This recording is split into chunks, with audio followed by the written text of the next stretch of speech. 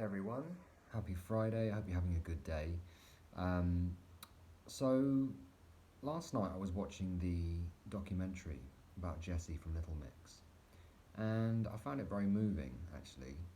And I just wanted to say a few words about it because I'm currently right now, I'm in London at a music college, and they're going to be teenagers coming in here one at a time.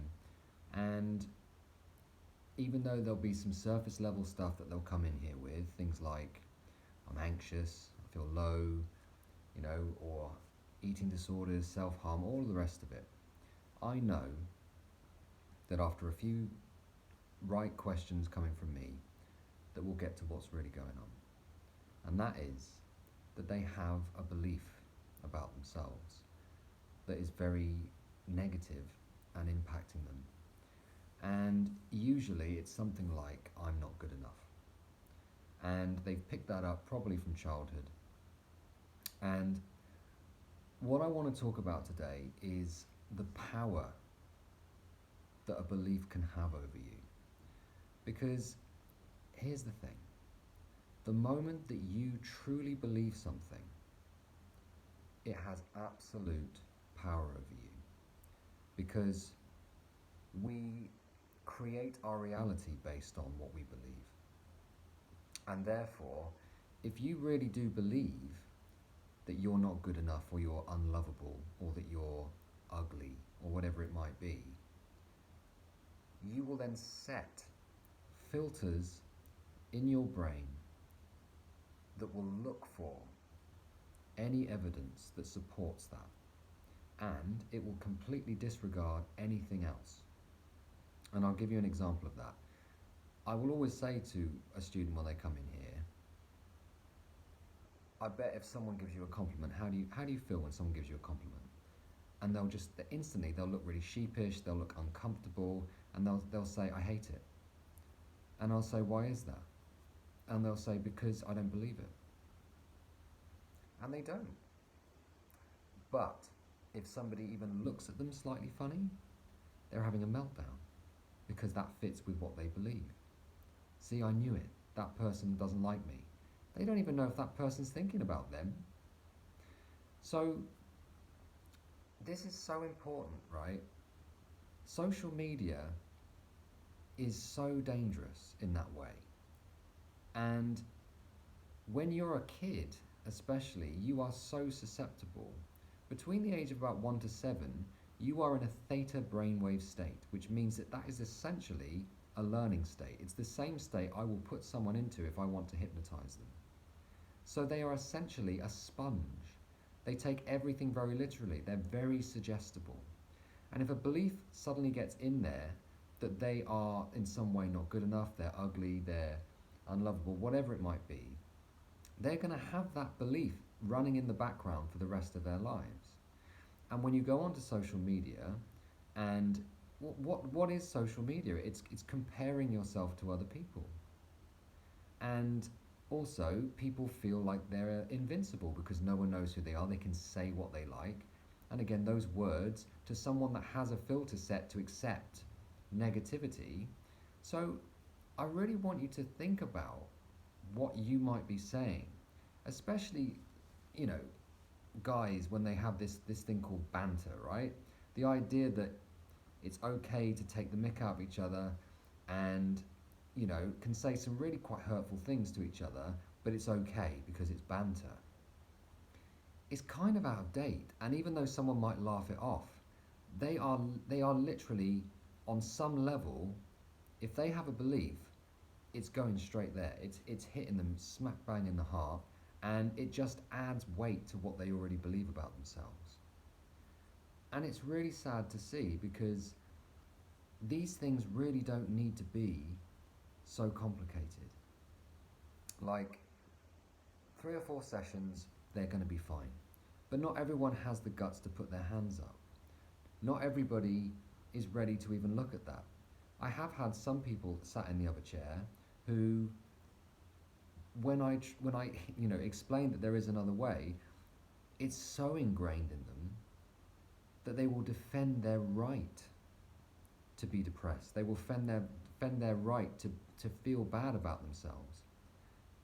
Because the bullies left years ago.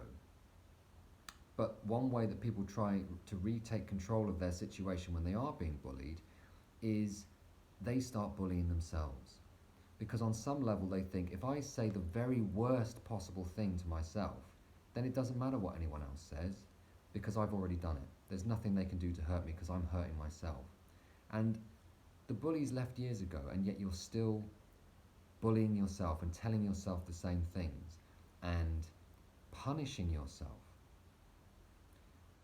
People have to start loving themselves, because it doesn't matter what anyone else says about you. It doesn't matter what anyone else thinks about you. It only matters what you think about yourself.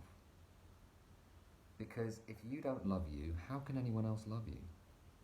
You are going to sabotage yourself again and again. And I see it time and time again. And it's really sad, because it's an epidemic and no one's talking about it. So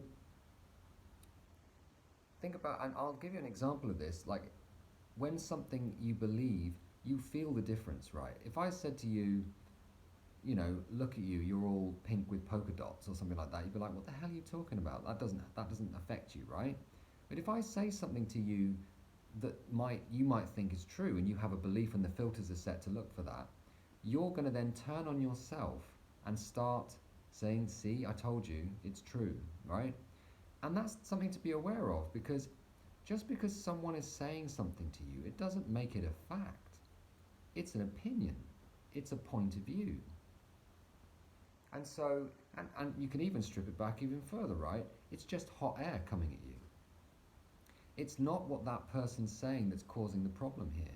It's what you're doing with it once it reaches here.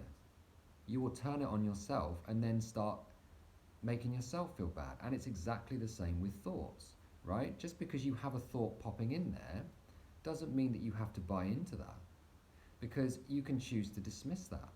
But if you start, if that person, if the thought in your head says something like, you know, that person's looking at you funny, and you're like, oh yeah, that's true. Well, I wonder what they might be thinking. And then you will start getting into some kind of thought pattern which will then make you feel bad, because everything starts with a thought and ends with a feeling. And you can really then, the worse the feelings get, the more the thoughts speed up, and around we go. And I've talked about that many times. But the point I want to get across here is you need to start changing your beliefs. Because if you've got unhealthy beliefs, it doesn't matter how much money you've got. It doesn't matter what relationship you're in. It doesn't matter. It just doesn't matter, because whatever it is, you're not going to be happy. And some people are looking to feel better through food, or, you know, drink, or the right relationship, or finding the right job, or whatever. But it's empty unless you already feel good and love yourself. So I want to give you an example of the power of belief. Because you've got one thing that you've got control over, right? And that is what you believe, what you think. Everything else can get taken away. So I'll tell you about a guy you may or may not know of called Viktor Frankl, who was in the Nazi concentration camps. And he survived it. And the reason he survived it is because he kept his belief strong that he would survive it, and that he wanted to get the message out there. And the message was, the book's called A Man's Search for Meaning. And the message is that the ones that died were the ones that gave up. It wasn't a physical thing, because they were all malnourished and starved. It was the moment that a person decided that there was no hope, and that they believed that they were going, you know, that was it, they gave up.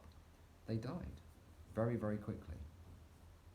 And so it matters what you believe, because your brain is so powerful, and a belief is so powerful that it will literally shape your reality.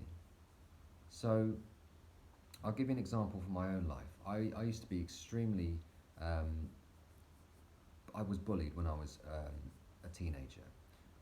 Not even because of something I'd done or something it was just because I happened to be, well, there was something going on back then that wasn't involving me, but because I was in the same family, they decided to pick on me, a lot of older guys, and I think it got to the worst point where, so I wouldn't want to go out, and when I did go out, I was constantly on edge, looking over my shoulder, and eventually the worst night came. It came to a climax when I was sitting on a table outside with my friends, and they started firing fireworks at the table where we were on, and eventually out of nowhere somebody put a huge bin over my head, and there was lots of laughter and stuff going on. They were sort of shaking the bin and stuff like that.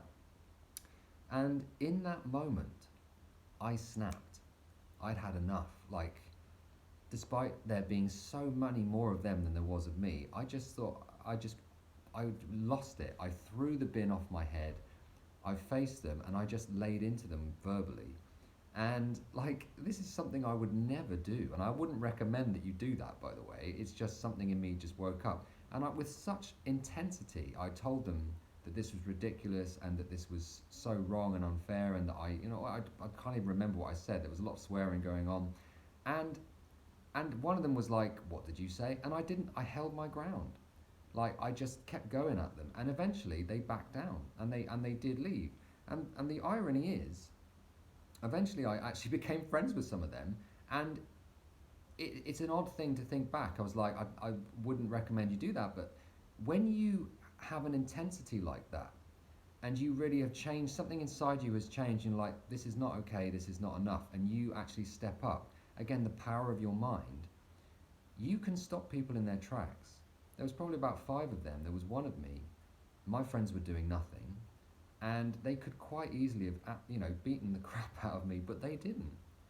And that's just an example of, you have to change your mind, like, in the sense that the power of your mind. Imagine this, right? And I say this to a lot of clients as well. If you feel as bad as you do, you've got really good at making yourself feel bad. Imagine how good you could feel if you used the same power and the same strength of your mind in the opposite direction. Please do not suffer. Put your hand up if you need assistance.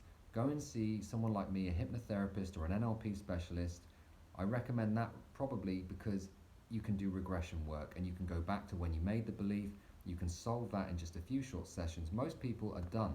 2, 3 sessions, 4 sessions, they are done, and they are sorted forever, because we've changed all of that. So put your hand up. Do not suffer. You do not have to get to a point where you try and do something stupid. Stop comparing yourself to others. The fact that you're unique and different is what makes you special. There's no one like you. There's no one to be as good at being you as you are at being you. You've already won, right? So that is my message. I hope that helps some people. Please get help if you need it. Thanks a lot.